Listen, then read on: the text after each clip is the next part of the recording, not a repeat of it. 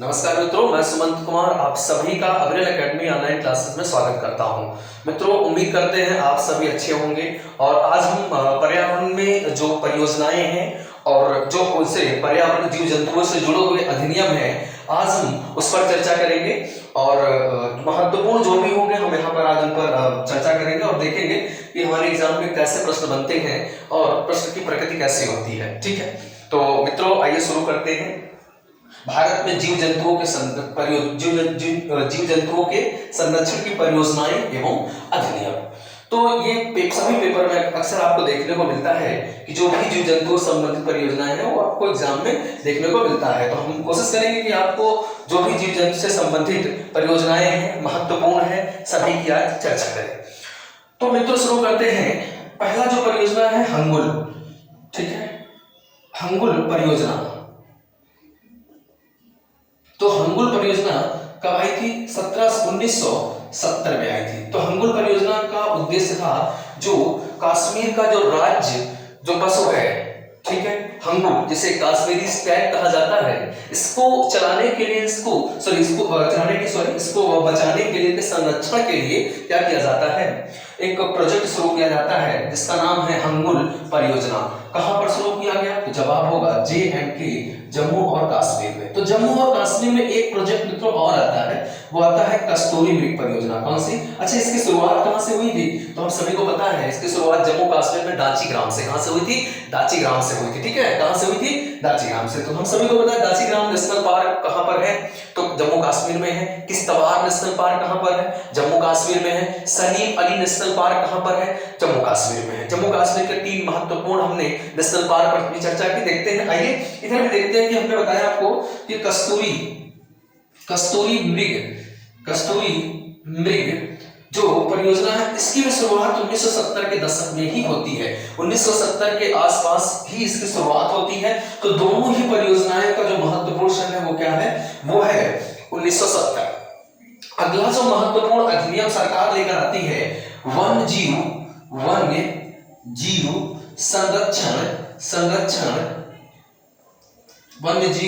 संरक्षण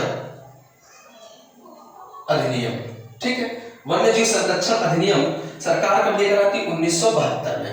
बहुत इंपॉर्टेंट है, अक्सर आपको पेपर में देखने को मिलता है। वन्य जीव संरक्षण अधिनियम कब आया था? तो 1972 में आया था। इसी समय प्रोजेक्ट लायन आया था। क्या आया था? Project lion. हम टाइगर की बात नहीं कर रहे हैं मित्रों, प्रोजेक्ट लायन कब आया था? 1972 में ही प्रोजेक्ट लायन आया था। प्रोजेक्ट लायन कब आया था? 1972 में। बात करें अगर हम प्रोजेक्ट टाइगर की, इसकी बात कर रहे हैं, प्रोजेक्ट टाइगर की बात करें तो प्रोजेक्ट टाइगर की हम बात करें या टाइगर प्रोजेक्ट की बात करें तो ये आया था 1973 में। कब आया था? 1973 में। प्रोजेक्ट टाइगर कब आया था? 1973 में, जिसका उद्देश्य था जो टाइगर है उनकी संख्या को, जो गिरती हुई संख्या है उसको रोकना और उनकी संख्या में वृद्धि करना। और वर्तमान में मध्य प्रदेश को मित्रों क्या कहते हैं? मध्य प्रदेश को टाइगर राज्य या टाइगर स्टेट कहा जाता है। और टाइगर दिवस कब मनाया जाता है? तो टाइगर दिवस 29 जुलाई को मनाया जाता है। कब मनाया जाता है? 29 जुलाई को। तो प्रोजेक्ट टाइगर क्लियर है। वर्तमान में कुल कितने प्रोजेक्ट टाइगर रिजर्व हैं? टोटल 54। कितने हैं? 54। उत्तर प्रदेश में 4 टाइगर रिजर्व हैं। कितने हैं? 4। चारों का नाम गिनाता हूं। उत्तर प्रदेश में कौन कौन सा? Dudhwa national park, Pilibhit tiger reserve अभ्यारण्य टाइगर रिजर्व क्षेत्र है, और अमनगढ़ है उत्तर प्रदेश के बिजनौर में, और अभी चित्रकूट का रानीपुर। ठीक है, रानीपुर वन्यजीव अभ्यारण्य को भी एक टाइगर रिजर्व घोषित किया गया। तो देश में कुल कितने टाइगर रिजर्व हैं? तो टाइगर रिजर्व देश में कुल कितने हैं? तो 54 है। ठीक है, प्रोजेक्ट टाइगर कब आया था? तो 1973 में। ठीक है, सर्वाधिक अगर हम बाघों की संख्या देखें, टाइगर की संख्या देखें तो सबसे ज्यादा कहां पर है? तो टाइगर की संख्या सबसे ज्यादा इस समय एमपी में है। कहां पर मित्रों? एमपी में है। क्लियर? आगे चलते हैं। ठीक है, समझते हैं। हाँ, अगला आया था जल प्रदूषण रोकथाम नियंत्रण अधिनियम। ठीक है, नियंत्रण अधिनियम 1974 में आया था। ठीक है, जल प्रदूषण को रोकथाम के लिए सरकार द्वारा एक बहुत साहसिक कदम उठाया गया, जिसमें जल प्रदूषण रोकथाम और नियंत्रण अधिनियम के तहत जल से होने वाले जो प्रदूषण है उस पर रोक लगाई जाए। तो जल प्रदूषण रोकथाम अधिनियम कब आया? 1974 में आया। ठीक है, इसी वर्ष में केंद्रीय प्रदूषण नियंत्रण बोर्ड की स्थापना दिल्ली में की जाती है। किसकी? केंद्रीय प्रदूषण नियंत्रण बोर्ड की स्थापना कब की गई? की स्थापना 1974 में की गई। तो इसका विषय महत्वपूर्ण है, केंद्रीय प्रदूषण नियंत्रण बोर्ड की स्थापना कब की गई? 1974 में की गई। आगे बात करते हैं कछुआ संरक्षण। क्या बात करते हैं? कछुआ संरक्षण के लिए जो प्रयास किया गया, और मगरमच्छ संरक्षण के लिए इन दोनों के लिए प्रयास किया गया 1975 में। कब प्रयास किया गया? 1975 में प्रयास किया गया। 1975 में प्रयास किया गया। कब किया गया? 1975 में प्रयास किया गया मगरमच्छ के लिए, कछुआ के लिए, दोनों के लिए 1975 में एक प्रयास किया गया। क्लियर है? यहाँ पर आपको समझ में आ गया होगा कि प्रयास कब किया गया?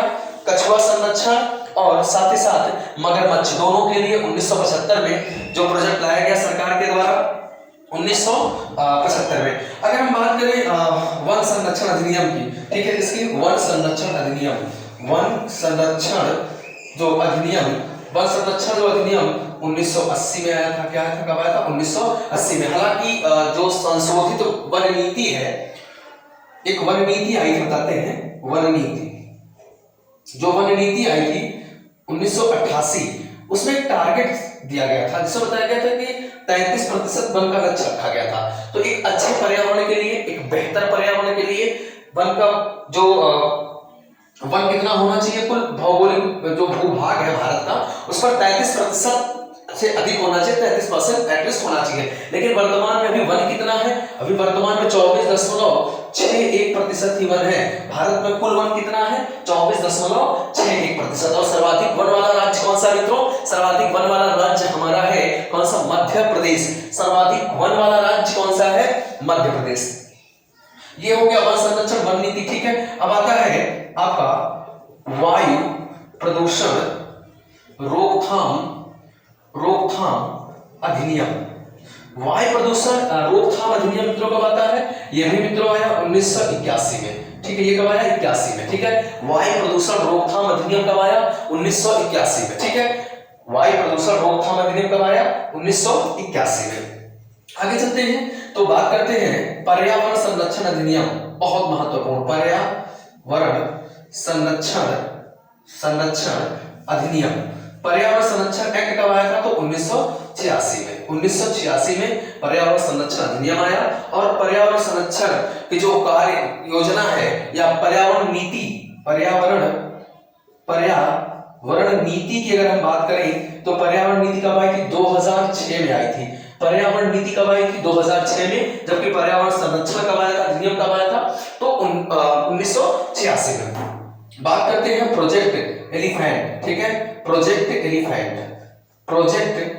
एलिफेंट। ठीक है, प्रोजेक्ट हाथी भी बोल सकते हैं, कोई दिक्कत नहीं है, हाथी। ठीक है, प्रोजेक्ट हाथी कब आया था? 1992 में। ध्यान रखिएगा, प्रोजेक्ट हाथी कब आया था? 1992 में आया था। और जो प्रोजेक्ट हाथी है मित्रों, प्रोजेक्ट हाथी 1992 में आया। ठीक है, अगर हाथी दिवस की बात करें तो 12 अगस्त को, कितने अगस्त को? 12 अगस्त को प्रत्येक वर्ष क्या मनाया जाता है? हाथी दिवस मनाया जाता है। ठीक है, हाथी दिवस कब मनाया जाता है? तो 12 अगस्त को। ठीक है, इससे पहले एक प्रोजेक्ट है गैंडा परियोजना। कौन सी? गैंडा परियोजना 1987 में। गैंडा परियोजना कब आई मित्रों? 1987 में आती है गैंडा परियोजना। और गैंडा परियोजना की शुरुआत की गई थी असम के कांजीरंगा से। कहां से मित्रों? असम के कांजीरंगा से गैंडा परियोजना की शुरुआत की गई थी 1987 में। अगर गैंडा दिवस की बात करें तो 22 सितंबर को, ये अगस्त था, ठीक है, 22 सितंबर को क्या मनाया जाता है? 22 सितंबर को गैंडा दिवस मनाया जाता है। प्रत्येक वर्ष 22 सितंबर को या 22 सितंबर को क्या मनाया जाता है? मनाया जाता है आपका गैंडा, ठीक है, दिवस मनाया जाता है। अगर हम बात करें ध्वनि प्रदूषण अधिनियम, ठीक है, ध्वनि प्रदूषण अधिनियम की अगर हम मित्रों बात करें, ठीक है, अधिनियम की बात करें तो ध्वनि प्रदूषण अधिनियम कब आया था? तो ये आया था सन 2000 में। ठीक है, सन 2000 में या 2000 में क्या आया था? ध्वनि प्रदूषण अधिनियम। अर्थात ध्वनि जो प्रदूषण शुरू होता है, अगर हम बात करें ध्वनि की जो तीव्रता मापते हैं, ध्वनि की तीव्रता की अगर हम बात करें तो ध्वनि की तीव्रता को मापने के लिए मित्रों हम किसका प्रयोग करते हैं? दो यूनिट होती है डेसिबल। किसका प्रयोग करते हैं? डेसिबल का प्रयोग करते हैं। किसका प्रयोग करते हैं? डेसिबल का प्रयोग करते हैं ध्वनि की तीव्रता। और ध्वनि की तीव्रता 80 डेसिबल के ऊपर 80 तीव्रता वाली जो ध्वनि होती है के ऊपर क्या शुरू हो जाता है? शोर शुरू हो जाता है, शोर। ठीक है। और ध्वनि प्रदूषण को रोकने के लिए ग्रीन मफलर योजना, कौन सी योजना सरकार ने चलाई थी? ग्रीन मफलर योजना। मित्रों ये क्या है बताते हैं, ग्रीन मफलर योजना क्या है ना? ग्रीन मफलर नहीं, हरा मफलर पहन लिया और समझ लिया ग्रीन मफलर हो गया, ऐसा कोई मफलर नहीं है। ये सिंपल सी बात है, एक प्रोजेक्ट है, क्या है इसको समझ लीजिए। ठीक है। तो मित्रों है ये कि जितने भी हमारे जो रेलवे ट्रैक्स होते हैं, इन रेलवे ट्रैक के किनारे क्या किए जाएंगे? बड़े बड़े वृक्ष लगाए जाएंगे जो क्या करेंगे? जो साउंड को एब्जॉर्ब करेंगे, जो ध्वनि जो होती है रेलगाड़ियों की या अन्य वाहनों की जो होगी इसको एब्जॉर्ब कर लेंगे। सिंपल सी बात। उसी योजना को क्या कहा गया? ध्वनि ग्रीन मफलर योजना। बात करते हैं जैव विविधता पर। किसकी? जैव विविधता। तो जैव विविधता की अगर हम बात करें तो जैव विविधता के लिए यूएन द्वारा, मतलब विश्व में यूएन द्वारा जैव विविधता संरक्षण अधिनियम कब आया था? तो सन 2000 में आया। ठीक। लेकिन भारत में जैव विविधता संरक्षण कब आया? तो भारत में सन 2002 में आया। भारत में जैव विविधता संरक्षण अधिनियम कब आया? तो जैव विविधता संरक्षण अधिनियम अगर भारत की बात करें तो भारत में आया 2002 में आया। ठीक है।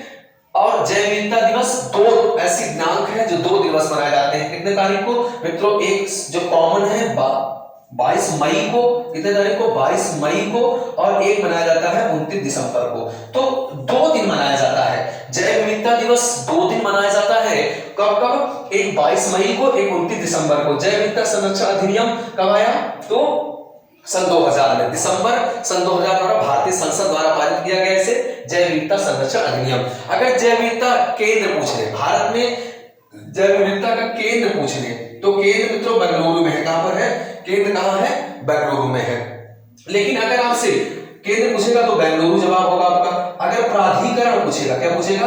प्राधिकरण। अगर प्राधिकरण पूछेगा तो जवाब चेन्नई होगा। क्या होगा? चेन्नई होगा। लेकिन ये ज्यादा आता है। जैव विविधता प्राधिकरण कहां स्थित है? तो भारत में जैव विविधता प्राधिकरण कहां स्थित है? चेन्नई में स्थित है। जैव विविधता प्राधिकरण मित्रों कहां स्थित है? चेन्नई में स्थित है। ठीक है।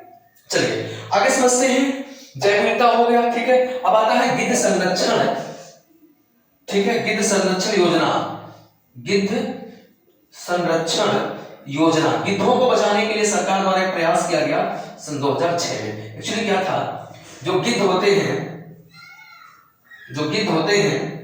गिद्धों को बचाने के लिए सरकार जो है 2006 में एक योजना तैयार करती है, जिसका मतलब सिंपल से ये होता है कि जो गिद्ध होते थे वो एक जो पशुओं को दर्द निवारक दवा दी जाती थी, सोडियम डाइक्लोफेनिक। क्या था? सोडियम डाइक्लोफेनिक जो दवा होती थी, इससे क्या होता था? जो गिद्ध हैं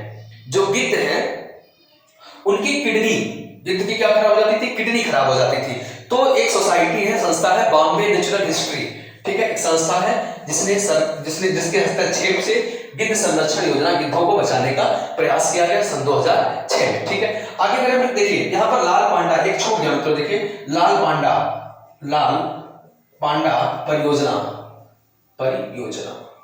लाल पांडा परियोजना की बात करें तो यह आएगा 1996 में। 1996 में कई सारी ऐसे जो सोशल साइट्स हैं या फिर अन्य किताबें हैं, आपको यहाँ पर गुमराह किया जाता है। 94 बताती हैं, पर मित्रों लाल पांडा परियोजना आया था 1996 में आया था। और इसकी शुरुआत Padmaja Himalayan zoological national park से, नेशनल पार्क चिड़ियाघर है। ठीक है। पद्मजा हिमालयन चिड़ियाघर जो था वो आपका दार्जिलिंग में, वहां से इसकी शुरुआत हुई थी। अभी इसी चिड़ियाघर को भारत का सर्वश्रेष्ठ चिड़ियाघर का खिताब मिला है। भारत का सबसे सर्वश्रेष्ठ चिड़ियाघर कौन सा होगा? तो आपका जवाब होगा भारत का सबसे सर्वश्रेष्ठ चिड़ियाघर होगा कौन सा? पद्मजा नायडू। और पद्मजा नायडू में ही लाल पांडा परियोजना की शुरुआत की गई थी। ठीक है। अगला प्रोजेक्ट आता है हिमतेंदुआ। यहीं पर एक प्रयोग आता है हिमतेंदुआ योजना। हिमतेंदुआ प्रोजेक्ट आता है, तेंदुआ प्रोजेक्ट आता है। कब आता है? 2009 में। जो हिमालयन वाले क्षेत्र होते हैं जहां पर तेंदुआ पाए जाते हैं, खासकर कुछ पूर्वोत्तर के राज्य और जो हिमालयी राज्य है, जम्मू कश्मीर हो गया, लद्दाख वगैरह में, वहां पर हिम तेंदुआ कब आया था? 2009 में। हिम तेंदुआ परियोजना कब आई थी मित्रों? तो हिम तेंदुआ परियोजना आई थी 2009 में आई थी। कब आई थी? 2009 में। तो हिम तेंदुआ परियोजना कब आई थी? 2009 में हिम तेंदुआ परियोजना आई थी। थोड़ा सा बात करें, अगर यहाँ पे देते जगह है ना यहाँ पे, ठीक है, तो हिम तेंदुआ परियोजना ये हो गया। अब आता है एनजीटी, एक संस्था है एनजीटी, ठीक है, राष्ट्रीय हरित न्यायाधिकरण, इसको बोलते हैं राष्ट्रीय हरित न्यायाधिकरण, न्यायाधिकरण या प्राधिकरण भी बोलते हैं, ठीक है। तो राष्ट्रीय हरित न्यायाधिकरण, ठीक है। तो एनजीटी जो है, एनजीटी की स्थापना आपसे जब भी पूछा जाए, सन 2010 में एनजीटी की स्थापना हुई। मुख्यालय कहाँ है? तो नई दिल्ली बताएंगे। कहाँ बताएंगे? नई दिल्ली बताएंगे, ठीक है। इसका मुख्यालय कहाँ? नई दिल्ली है। और इसका हेड वर्तमान में कौन है? आदर्श कुमार गोयल। कौन है? आदर्श कुमार गोयल, ठीक है, आदर्श कुमार गोयल। मित्रों इसके हेड कौन है? आदर्श कुमार गोयल। तो भारत में पर्यावरण कहीं भी, पर्यावरण संबंधित कहीं भी कुछ ऐसा गतिविधि देखने को मिलती है तो उस पर ये जुर्माना लगाती है, रोक लगाती है। कौन सी संस्था? तो एनजीटी एक ऐसी संस्था है जो रोक लगाती है, ठीक है। तो एनजीटी एक ऐसी संस्था है जो इन सब पर रोक लगाती है, ठीक है। तो एनजीटी की स्थापना आपसे पूछा जा सकता है, ठीक है। एनजीटी कवर हो गया। यहाँ पर मित्रों हमने जो भी महत्वपूर्ण प्रोजेक्ट थे हमने उन पर चर्चा की, उन्हें हमने आपको बताने का प्रयास किया। अगर आप इन पर एक बार अगर इसको आप एक नजर से देखें और एक बार इसका थोड़ा सा अध्ययन करें तो ये आपके एग्जाम के लिहाज से बहुत ही महत्वपूर्ण है। देखिए हम लोगों ने क्या क्या चर्चा की, आइए फिर से एक बार दोहराव कर लेते हैं, ठीक है। ये जो हमने हंगुल की बात की, ठीक है, यहाँ पर हमने आपका वन्यजीव इस पे बात की, ठीक है। जल प्रदूषण रोकथाम 1974 में आया, ठीक है। ये आपका केंद्रीय प्रदूषण बोर्ड की स्थापना भी 1974 में की गई। कछुआ संरक्षण दोनों का 75 है, ठीक है। और हिम तेंदुआ 2009 हमने बताया मित्रों। ये लाल पांडा प्रोजेक्ट आया था 1996 में, ठीक है। तो यहाँ पर मैंने गेंडा परियोजना भी बताया है, ठीक है। और पर्यावरण की कार्य नीति, ठीक है, यहाँ पर सॉरी कार्य नीति था, पर्यावरण कार्य नीति कब आई थी? 2006 में, ठीक है। बाकी गिद्ध के लिए इसके लिए जो परियोजना है उसका नाम सेव था। उस योजना का नाम था सेव, SAVE। सेव योजना के तहत इनका संरक्षण किया गया था 2006 में, ठीक है। किसके प्रयास से? बॉम्बे नेशनल हिस्ट्री के प्रयास से। उम्मीद करता हूं मित्रों आपको ये वीडियो पसंद आया होगा। मिलते हैं नेक्स्ट लेक्चर में, तब तक के लिए मित्रों धन्यवाद।